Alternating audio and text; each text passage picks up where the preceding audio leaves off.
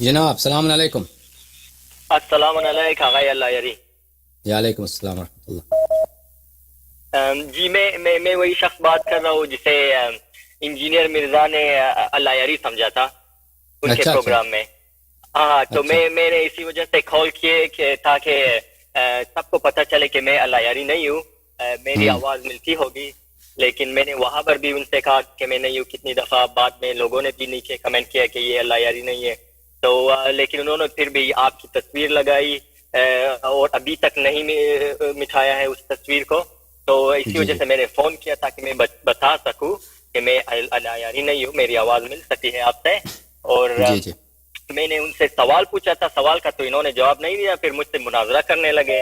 تو میں نے کہا کہ میں کوئی عالم نہیں ہوں, میرے پاس ایک سوال ہے, میں سوال کا جواب اگر مل جائے, لیکن سوال کا جواب نہیں ملا اور ملے گا بھی نہیں کیونکہ وہ سوال ہی ایسا تھا. تو اسی وجہ سے میں نے فون کیا تاکہ میں آپ کو بتا دوں اور جو سننے والے ہیں وہ بھی سن لیں کہ میں کوئی اللہ یاری نہیں ہوں. اللہ یاری سب کے سامنے ہے, سب ان کو جانتے ہیں اور انہیں اس طرح سے فون کے پیچھے بغیر ویڈیو کے آنے کی ضرورت بھی نہیں ہے. وہ جب آتے ہیں تو سب کے سامنے آ جاتے ہیں. تو بہت مہربانی آپ کے میرے بھائی, بہت بہت مہربانی. خدا آپ کو عزت دے. کہاں سے فون کر رہے ہیں بھائی آپ؟ جی میں ہوں, میں نیوزی لینڈ سے ہوں. اچھی بات ہے. خدا آپ کو عزت, خدا آپ کو سلامتی ہے. بہت مہربانی. خدا حافظ. یہ آواز سے جو ہے کہہ رہے ہیں کہ وہ اللہ یاری نہیں ہے. اچھی بات ہے, ٹھیک ہے نا. انہوں نے اب اس کے باوجود ان لوگوں نے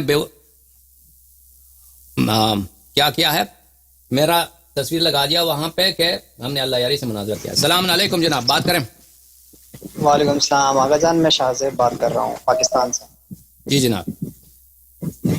سر میرا سوال یہ ہے کہ نیچر اسرار میں جو خطبہ تہتنجی ہے, معرفت الحجاب ہے, جس میں مولا نے کہا ہے کہ میں ہی خالق ہوں, میں زمین و آسمان کا بنانے والا ہوں, آقا اس کے بارے میں کیا صحیح عقیدہ ہونا چاہیے؟ یہ سب غلات کا ہے بھائی, غلات.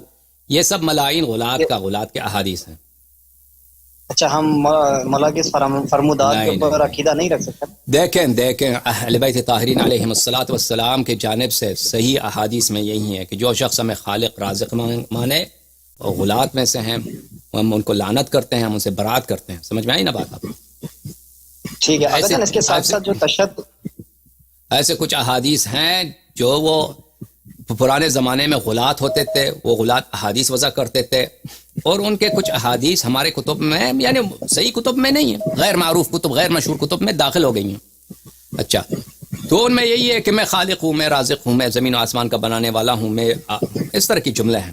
تو یہ سب غالیوں کے ہیں. اہل بیت طاہرین علیہم الصلوۃ والسلام کے صحیح احادیث میں یہی ہے کہ ہم خالق نہیں ہیں, مخلوق ہیں, اور خالق اللہ تعالی ہے, اور رزق ہمارے ہاتھ میں نہیں ہے, خلق بھی ہمارے ہاتھ میں نہیں ہے. سمجھ میں آ رہی بات آپ؟ تو اس کو صریح انداز میں نفس کیا, یہ ہمیں اللہ نے ہمیں یہ عہدہ نہیں دیا کہ ہم خلق کریں اور رزق دیں.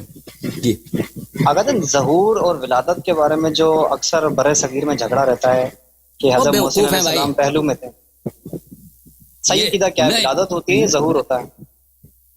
نہیں, لفظ ولادت یعنی دنیا میں پیدائش, یعنی عربی زبان میں یہ تو احادیث میں بہت ہے کہ خود ائمہ طاہرین علیہ السلام نے فرمایا کہ رسول پاک صلی اللہ علیہ وسلم کی ولادت ہوئی, امام حسن علیہ السلام کی ولادت ہوئی, امیر المؤمنین علیہ السلام کی ولادت ہوئی. لیکن یہ ہے احادیث میں کہ ائمہ طاہرین علیہ السلام پہلو سے نکلتے ہیں, فرش سے نہیں نکلتے, پہلو سے نکلتے, شرمگاہ سے نہیں نکلتے.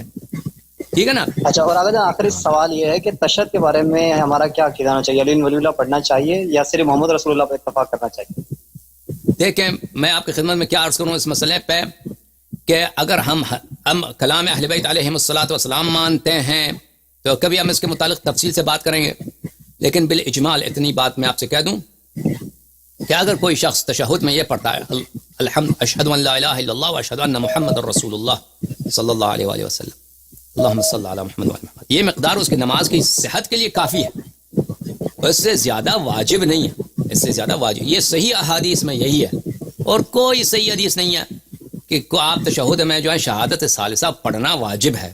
سمجھ میں آ رہی نا بات آپ کو؟ کوئی صحیح حدیث میں نہیں ہے. اب مولوی لوگ یہ جو اجازت دیں, یہ جو ذاکر لوگ ہیں یہ بیوقوف ہیں, یہ جہالت کی وجہ سے انہوں نے اپنا دین اور بنایا ہوا ہے. وہ لے کے آتے ہیں شہادت تشہد کی صیغوں میں یہی ہے. کتاب فقہ الرضا, صرف کتاب فقہ الرضا میں یہ ہے کہ اس میں شہادت ثالثہ تشہد میں ہے. اور صحیفہ کاملہ کے بارے میں جو ہے صحیفہ کاملہ سجادیہ صحیفہ کاملہ جی صحیفہ کاملہ میں صحیفہ اس میں میرے سجادیہ ذہن میں صحیفہ کاملہ جو علامہ تقی مجلسی علیہ رحمہ صحیفہ کاملہ میں سجادیہ میں اس میں ہے، مجھے نہیں معلوم اس کا. میں نے جو دیکھا ہے صرف کتاب فقہ الرضا میں دیکھا ہے کہ اس میں شہادت ثالثہ ہے، لیکن وہ کوئی معتبر کتاب نہیں ہے، وہ غیر معتبر کتاب ہے شہادت. لیکن یہ حرام نہیں ہے کہ کوئی شخص کہنا چاہے شہادت ثالثہ، یہ حرام نہیں ہے. آپ کہہ دیں اشہد ان علی ولی اللہ، اشہد ان فاطمہ الزہرا سیدۃ النساء العالمین، یہ سب کہہ دیں، یہ اچھی باتیں ہیں، اللہ کا ذکر ہے، ٹھیک ہے نا. اس کا کہنا حرام نہیں ہے. آپ سجدے میں کہہ دیں، آپ رکوع میں کہہ دیں، لیکن یہ نہیں ہے کہ تشہد کے صیغے کا یہ جزو ہے. جو ہمارے پاس جو احادیث ہیں یہ وہی ہے بھائی. اگر کسی اور کا دین کچھ اور ہے وہ اپنے دین کا ذمہ دار خود ہے. اچھا آغا جان ایک آخری سوال ہے یہ کہ نکاح مطع بغیر باپ کی اجازت کی ہو سکتا ہے؟ بغیر باپ کی اجازت کی ہو سکتا ہے؟ نکاح مطع بغیر باپ کی اجازت کی ہو سکتا ہے. اگر وہ لڑکی شیعہ ہے اور وہ باقرہ ہے تو نہیں ہو سکتی. یا علی میرا خلاف. اب اس کی توضیح بہت زیادہ ہے، توضیح اس طرح نہیں. اگر آپ کسی مخالف کی بیٹی سے، وہ مخالفین میں سے ہے، کسی کو پتہ نہیں چلتا تو کوئی بات نہیں.